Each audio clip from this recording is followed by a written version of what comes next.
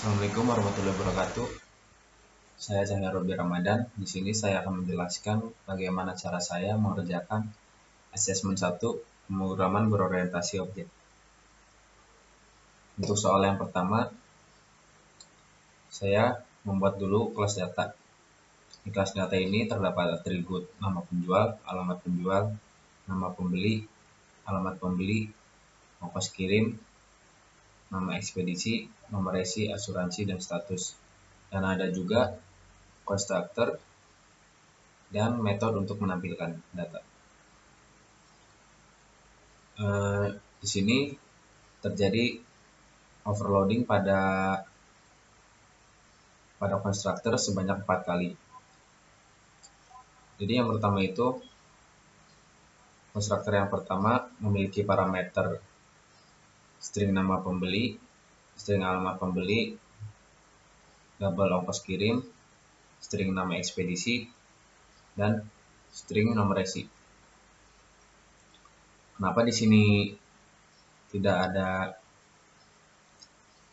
nama penjual dan alamat penjual? Dikarenakan untuk nama penjual dan alamat penjual untuk data utama sudah ada sudah otomatis value-nya otomatis, yaitu Eger dan Bandung Popok. Dan untuk konstruktor yang kedua, di sini sama seperti data yang utama yang pertama tadi, cuman yang membedakan yaitu parameter double asuransi. Dan untuk yang konstruktor ketiga, perbedaannya di sini yaitu ada nama penjual, alamat penjual, dan status. Kenapa di sini dituliskan nama penjual, alamat penjual? Karena nanti akan diisikan oleh pengguna aplikasi dengan nama penjual, dropshipper, dan alamat dropshipper. Dan untuk yang terakhir, sama seperti yang sebelumnya, cuman bedanya di sini ditambahkan double asuransi. Dan untuk metode cek ini, untuk mengecek ini itu data utamakah atau data dropship, atau data asuransi, atau data dropship dan asuransi. Dan untuk metode display ini untuk menampilkan datanya. Jadi yang pertama-tama itu masukkan metode cek ke dalam switch. Nanti ketika nilainya 1 akan memunculkan data yang di konstruktor pertama. Dan case yang kedua akan menampilkan konstruktor yang berisi data yang metode dropship tadi, metode konstruktor dropship tadi. Dan untuk case yang ketiga ini akan menampilkan data utama dan asuransi. Nah, kalau ongkos kirimnya lebih dari 20.000, maka ongkos kirim itu bakalan dikurangi 5.000. Dan untuk yang case keempat itu akan menampilkan data asuransi, data utama, data asuransi, dan data dropship. Untuk di main kelasnya hanya membentuk objek sebanyak 4 lalu menampilkannya. Dan nanti ketika di run akan muncul seperti ini.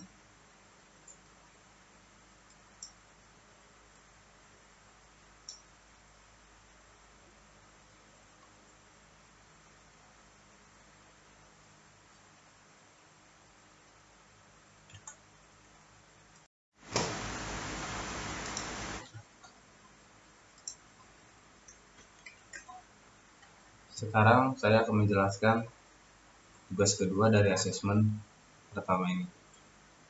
Jadi di tugas kedua ini, pertama-tama saya membuat terlebih dahulu price mobil. Price mobil ini ada atribut merek, tahun keluar, harga, dan stok. Dan seperti kelas objek lainnya, ada constructor, getter, setter, dan displaynya untuk menampilkannya.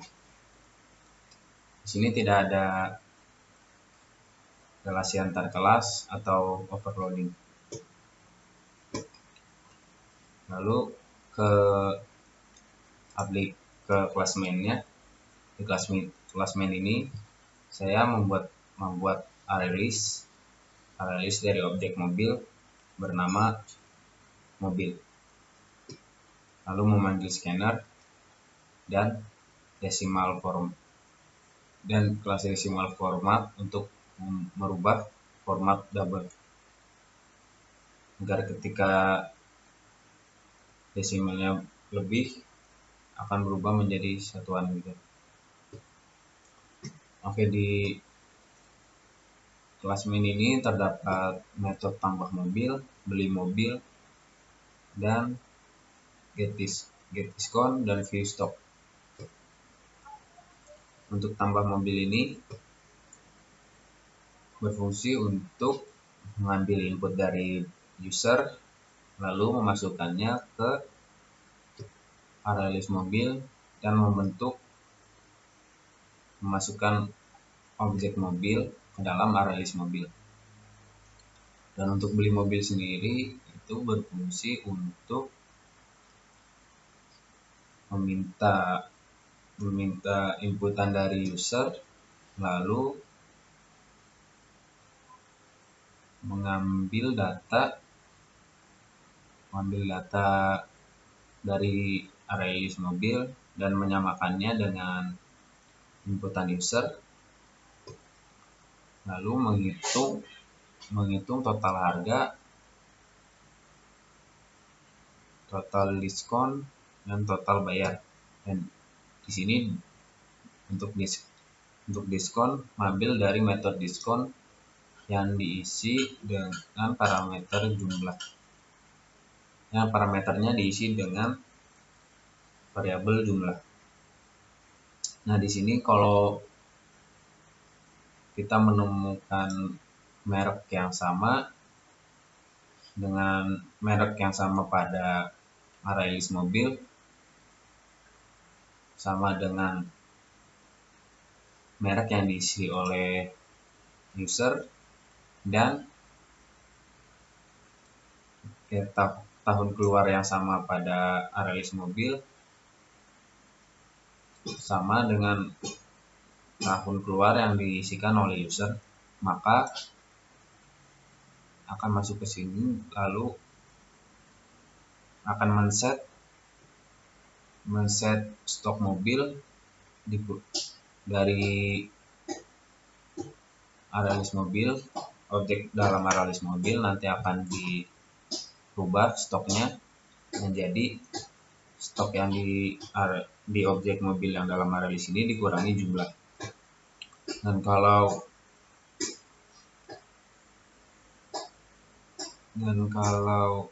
stoknya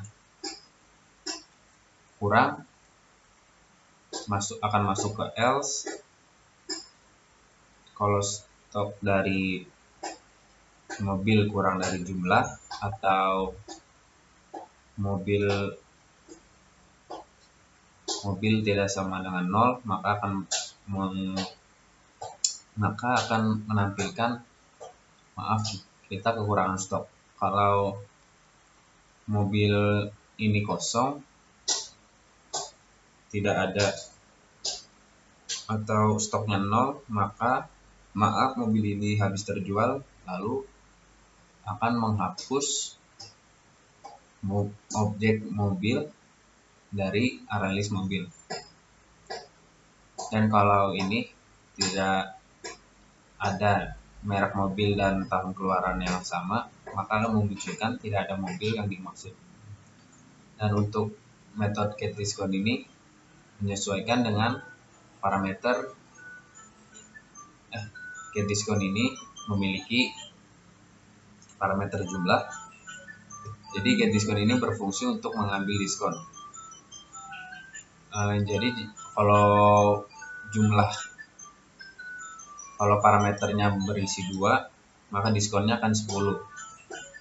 Kalau lebih dari 2, diskonnya akan 20%. Nah, kalau kurang dari 2 dan atau tidak sama dengan 2, maka diskonnya akan 0. Nanti akan dikembalikan diskonnya, variabel diskon. Untuk metode view stock ini akan menampilkan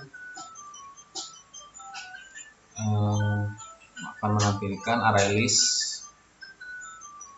isi array list mobil. Di sini kalau array list mobil kosong akan menampilkan mobil sedang kosong. Kalau tidak, maka akan menampilkan semua data pada array list.